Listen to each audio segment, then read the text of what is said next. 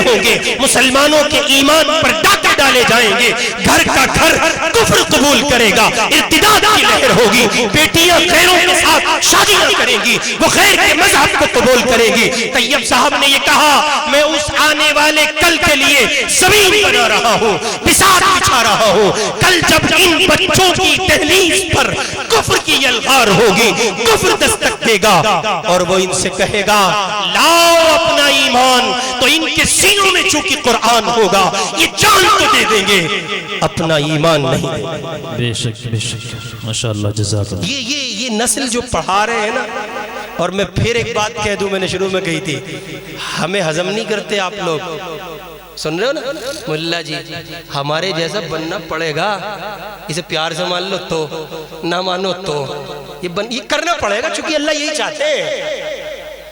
اب آگے کا نظام کس کا ہے؟ ملا کہو بھائی تم پہ کون سی آفت آ رہی ہے؟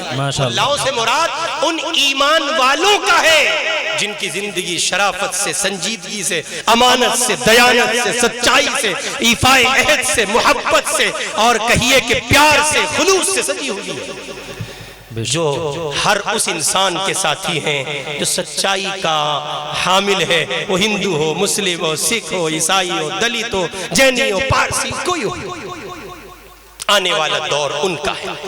اس لیے اپنی نسل نو کا تحفظ کیجئے، ان کی حفاظت کیجئے، اور میں نے قرآن کی آیت آپ کی خدمت میں پڑھی تھی، اِنَّا نَحْنُ نَزَّلْنَا الذِّكْرَ وَإِنَّا لَهُ لَحَافِظُونَ۔ اللہ کہہ رہے ہیں ہم نے قرآن کو نازل کیا، حفاظت کرنے والے بھی ہم ہیں۔ حفاظت ایسے ہوتی ہے، آج انہوں نے 18 بچوں نے قرآن ناظرہ کیا ہے، کل ان کے سینوں میں قرآن اندر چلا جائے گا اور قرآن کی حفاظت کا کام شروع ہو جائے گا۔ ہر وہ سینہ لائق تعظیم، لائق مبارکباد جس میں قرآن محفوظ ہے، ذرا مصطفیٰ کی زبان سنیں صلی اللہ علیہ وسلم۔ میرے آقا کہتے ہیں تم کیا سمجھتے ہو یہ جو گھر سے قرآن پڑھنے چلا ہے، گھر سے سپارہ بغل میں دبائے مکتب کو جا رہا ہے، تمہیں معلوم ہے اس کی حیثیت کیا ہے، اس کا مقام کیا ہے، اس کا مرتبہ کیا ہے، اس کی پوزیشن کیا ہے؟ آقا کی زبان ہے، مصطفیٰ کی زبان ہے، محمد کی زبان ہے، ساری کائنات جھوٹی ہے، میرا محمد سچا ہے صلی اللہ علیہ وسلم۔ آقا کہتے ہیں یوں اس نے گھر سے باہر قدم رکھا، اس کا پاؤں باہر نکلا، اللہ کی رحمت کو جوش آیا، فرشتوں کی ایک جماعت کو مخاطب کر کے رب نے کہا دیکھو میرا معصوم سا بندہ میرا قرآن پڑھنے چلا ہے، سینے سے لگائے ہوئے کلام الہی کی تلاوت کو مکتب جا رہا ہے۔ اللہ کہتے ہیں مجھے اللہ کو یہ منظور نہیں اس کے پاؤں زمین پر پڑے، اے میرے فرشتوں جاؤ، جلدی جاؤ، اس کے پیروں کے نیچے اپنے پر بچھا دو، یہ تمہارے پروں پر سفر طے کرتے ہوئے مکتب پہنچے۔ کیوں؟ اس لیے کہ میرا قرآن پڑھنے جا رہا ہے۔ ماشاءاللہ جزاک اللہ۔ روایت میں آتا ہے حضور پاک علیہ السلام نے ارشاد فرمایا، آقا کہتے ہیں یہ گھر سے نکلا، مکتب پہنچا، قرآن کھولا، تلاوت شروع کی، اس نے کہا اعوذ باللہ من الشیطان الرجیم بسم اللہ الرحمن الرحیم الحمدللہ رب العالمین۔ وہ فرشتوں کی نورانی مخلوق، فرشتوں کی جماعت اس کو اپنے حصار میں لے لیتی ہے۔ اب یہ فرشتوں کے جھرمٹ میں ہے، فرشتے اس کو تلاوت کرتا دیکھتے ہیں، رہا نہیں جاتا، باری باری آتے ہیں، اس کے ہونٹوں کو بوسہ دیتے ہیں، اس لیے ایسا کرتے ہیں اللہ کا قرآن۔ اتنا ہی نہیں، گھر سے نکلا، مکتب کو چلا، واپس نہیں آیا، 11 بجے 12 بجے، مکتب کی چھٹی تو 10 بجے ہو چکی، 1 بج گیا، 2 بجے، کئی گھنٹے زائد ہو گئے، ماں بے چین ہے، باپ تڑپ رہا ہے، دوڑ کے چلا آیا، آ کے مکتب میں قاری صاحب سے پوچھا اتنی دیر ہو گئی، کہاں سے میرا بچہ اب تک نہیں پہنچا؟ ادھر قاری صاحب تسلی دیتے ہیں، ادھر عرش پہ بیٹھا اللہ تسلی دیتا ہے۔ رب کہتا ہے میرے بندے سن، میری بندی سن، تیرا بیٹا میرا قرآن پڑھنے گیا ہے، تیری بیٹی میرا قرآن پڑھنے گئی ہے، میں اللہ تجھ سے وعدہ کرتا ہوں سلامتی کے ساتھ گھر لوٹاؤں گا، اور اگر ایسا ہوا مقدر میں کچھ اور لکھا ہے اور وہ اس دنیا سے چل بسا تو اے میرے بندے بندی سن، تیرا رب تجھ سے وعدہ کرتا ہے تیرے بیٹے کو کل قیامت میں شہداء کی صف میں جگہ دوں گا۔ بے شک اجی مول صاحب کیا کرو گے انہیں حافظ جی بنا کے کیا ملے گا؟ 5,000 10,000 بتاؤں؟ کمپیر کرتے ہیں لوگ کیا ملے گا؟ کسی مولوی صاحب کے کپڑوں پہ کبھی وہ دیکھی سلوٹیں؟ وہ ہمارے ایک عالم ہے مولانا سلمان صاحب. آپ لوگ بور تو نہیں ہو رہے؟ مجھے بتا دینا اگر ختم کرنا ہوتا. مولانا سلمان صاحب ایک ملک میں ہیں، وہ عالم ہیں، شاعر بھی ہیں. ان سے کسی ٹی وی اینکر نے کہا، خاتون نے، آپ مولوی کیوں بن گئے؟ تو انہوں نے بڑا اچھا فکرہ، آپ مولوی کیوں بن گئے؟ آپ اتنے اچھے شاعر ہیں. اس نے کہا مولوی بننے کا فائدہ بہت ہے. کہ وہ کیسے؟ کہ آپ مجھ سے پوچھو چینی کیا بھاؤ ہے؟ تو انہوں نے کہا بتائیے، کہ مجھے پتہ ہی نہیں. انہوں نے کہا مجھ سے پوچھو آٹا کیا بھاؤ ہے؟ کہ آٹا کیا بھاؤ ہے؟ مجھے پتہ ہی نہیں.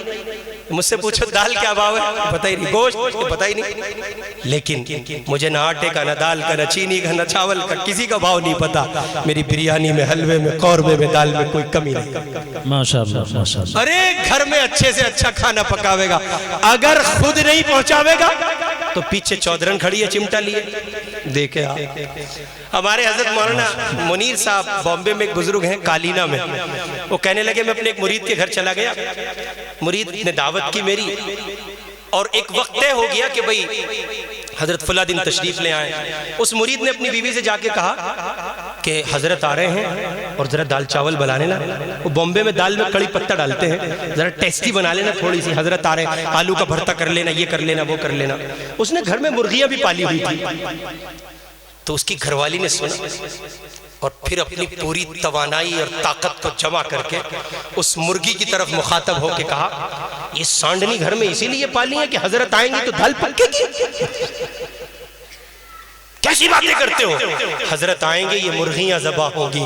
اس پر مولانا فرما رہے تھے کہ بھائی مرغے ہمارے مقدر میں اس لیے زیادہ لکھے ہوتے ہیں کیونکہ مرغے بنتے بھی ہیں. ماشاءاللہ. بار کیف محبت بھری باتیں آپ کی خدمت میں نے رکھ دی ہیں. اپنے بچوں کو قرآن پڑھائیے، عالم حافظ بنائیے، ناظرے تک محدود مت رکھیے. میں عرض کر رہا تھا کمپیر کرتے ہیں لوگ. آپ کو ایک تازہ سا موٹا سا کمپیریزن دے کے جا رہا ہوں. 2 لوگ ایک وقت میں مرتے ہیں. کتنے لوگ؟ 2 لوگ ایک وقت میں مرتے ہیں.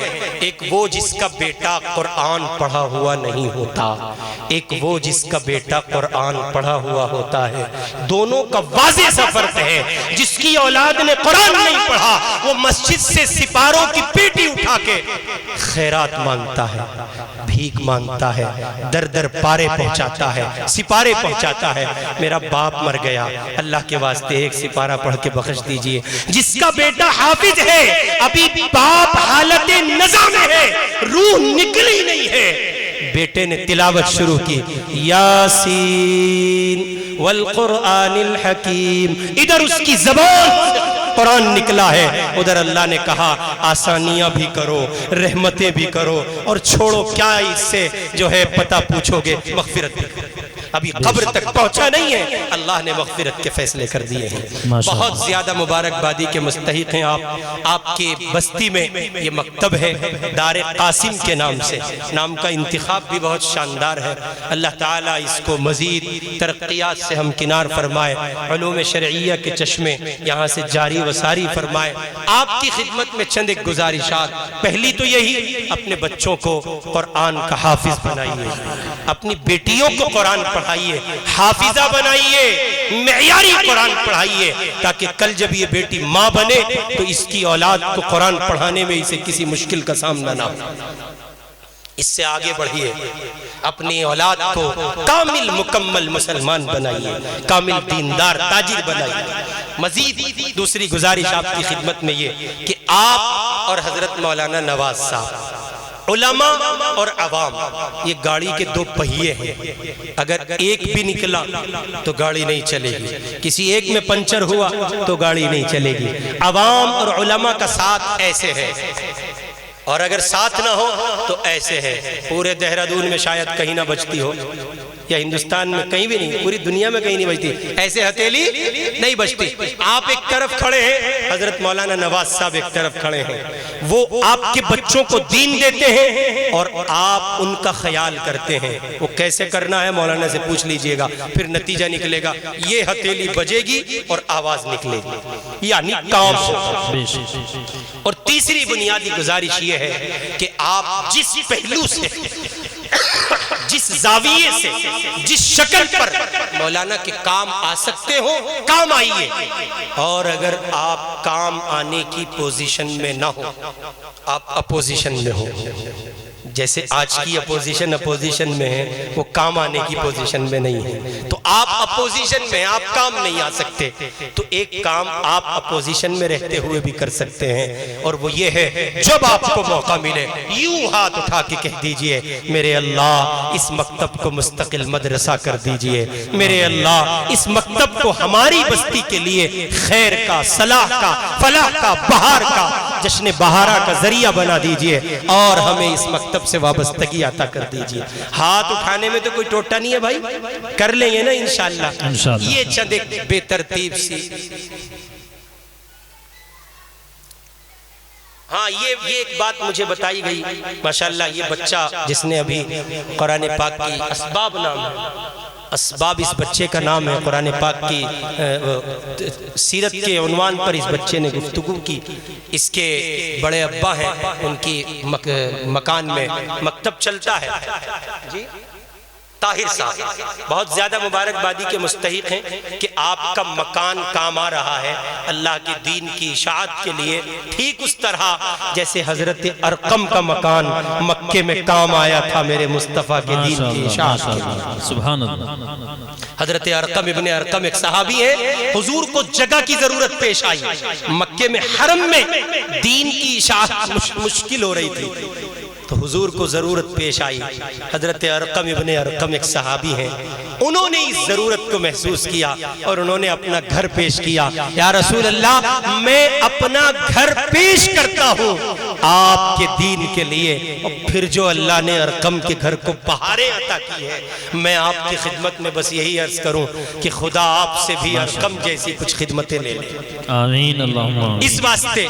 اور یہ صرف طاہر صاحب کے لیے بالخصوص اس لیے کہ ان کے مکتب میں، ان کے گھر میں مکتب چل رہا ہے، ان کو پروٹوکول ملنا چاہیے، آدمی جب کام کرے تو پیٹ تپ تپانی چاہیے، یہ سارے کام آپ بھی کر سکتے ہیں۔ بے شک ہر آدمی کے کام کی شکل مختلف ہے، ایک عمارت تعمیر ہوتی ہے تو اس میں ایک بندے کا رول نہیں ہوتا، بہت سارے بندوں کا رول ہوتا ہے۔ ایک معمار مستری ہے جو بنا رہا ہے، ایک مزدور ہے جو اس کے ساتھ لگا ہے، ایک مٹیریل دے رہا ہے، ایک لا رہا ہے، ایک بنا رہا ہے، اور ایک ایسا ہے کچھ نہیں کر رہا ہے، خالی ایڈوائز کر رہا ہے، یہ اینٹ آپ نے غلط لگائی ہے، ذرا اس کو صحیح کریں۔ جی ہاں، کچھ ایسے ہیں جو کچھ نہیں کر رہے، آئے سبحان اللہ کیا مکان بنایا ہے، جی ہاں اس کا بھی حصہ، اس کا بھی حصہ ہے۔